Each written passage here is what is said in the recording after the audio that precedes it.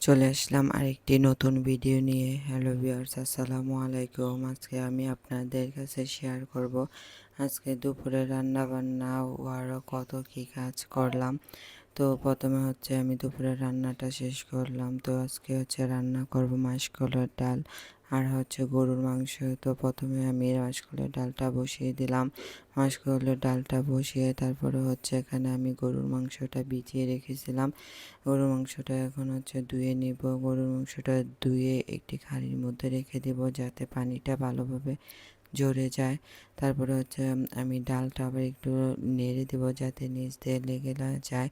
মাছের কলার ডাল রান্না করলে একটু নেড়ে দিতে হয় একটু পরে পরে। তো এখন হচ্ছে আমি 2-3টা কাঁচামরিচ দিয়ে দিয়েছি। তো আমি মাছগুলো আগে কষিয়ে রেখেছিলাম, কষিয়ে তারপরে হচ্ছে মাছগুলো উঠিয়ে কাঁটাগুলো বেছে নিয়েছিলাম। তো এখন হচ্ছে ধনিয়া পাতা দিয়ে আমি ডালটা নামিয়ে নিলাম। ডালটা নামিয়ে তারপরে হচ্ছে এখানে আমি গরুর মাংসটা বসানোর জন্য তেলটা গরম করে পেঁয়াজ আর হচ্ছে তেজপাতা, লং, এলাচ, দারচিনি সব দিয়ে দিলাম। পেঁয়াজটা হালকা একটু ভেজে একটু পানি দিয়ে দিলাম। তারপরে হচ্ছে এখানে আমি আদা রসুন বাটা, হলুদ, মরিচ, জিরা, ধনিয়া গুঁড়া সব কিছু একসাথে দিয়ে মশলাটা ভালোভাবে কষিয়ে নিলাম যতক্ষণ না পর্যন্ত মশলার উপরে তেলটা চলে আসে। তো এই তো মশলাটা ভালোভাবে কষানো হয়ে যাওয়ার পরে আমি মাংসটা দিয়ে দিলাম। মাংসটা দিয়ে ভালোভাবে নেড়ে চেড়ে হচ্ছে আমি ঢাকনা দিয়ে ডেকে দিব। ঢাকনা দিয়ে ডেকে তারপরে হচ্ছে কতক্ষণ কষিয়ে নিব।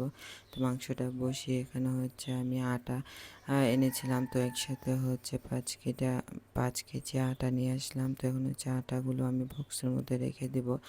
তো আটাগুলো রেখে তারপরে হচ্ছে আমি আবার মাংসটা একটু নেড়ে দিব। তো মাংস থেকে অনেকটা পানি উঠে এসেছে। তো এই পানিটা দিয়ে মাংসটা ভালোভাবে কষানো হয়ে যাবে। এখানে আর কোনো পানি দিব না। তো মাংসটা ভালোভাবে কষিয়ে তারপরে হচ্ছে আমি মাংস যত ভালোভাবে কষানো হবে খেতে তত বেশি ভালো হবে। তো এখানে হচ্ছে আমি কয়েকটা আলু দিয়ে দিলাম।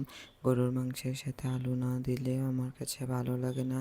আমার ফ্যামিলির সবাই আলু দিয়ে গরুর মাংস খেতে পছন্দ করে। তো আলুটা দিয়ে আমি আবার নেড়ে চেড়ে ঢাকনা দিয়ে ডেকে রাখবো।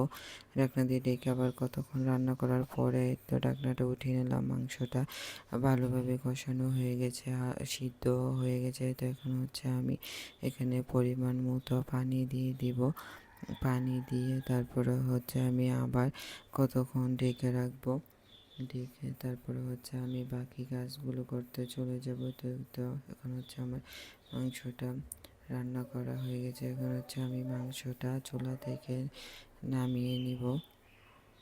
রান্না করার মাঝখানে হচ্ছে আরও কত কী কাজ করতে হয়, রুম গুছানো, কাপড় ধোয়া, তারপরে হচ্ছে বাচ্চা সামলানো, সব কিছু একসাথে করতে করতে একদম ক্লান্ত হয়ে যায়।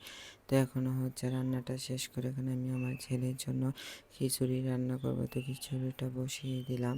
তো খিচুড়িটা নামানোর পরে এখানে হচ্ছে আমি গরম পানি বসাবো ওকে গোসল করানোর জন্য, খাইয়ে তারপর হচ্ছে গোসল করবো, তা না হলে সারা শরীর একদম ভরে ফেলে।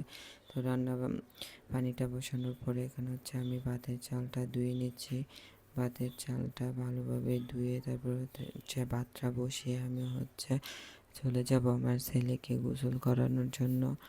তো ওকে গোসল করানোর আগে হচ্ছে ভাতটা বসালাম। ভাতটা বসিয়ে তারপরে হচ্ছে রুমটাও ভালোভাবে পরিষ্কার করে নিব। তো এখন হচ্ছে আমি ভাতটা বসিয়ে ধুয়ে নিচ্ছি। ভাতের চালটা ধুয়ে তারপরে হচ্ছে আমি রুমটা ঝাড়ু দিতে চলে যাব।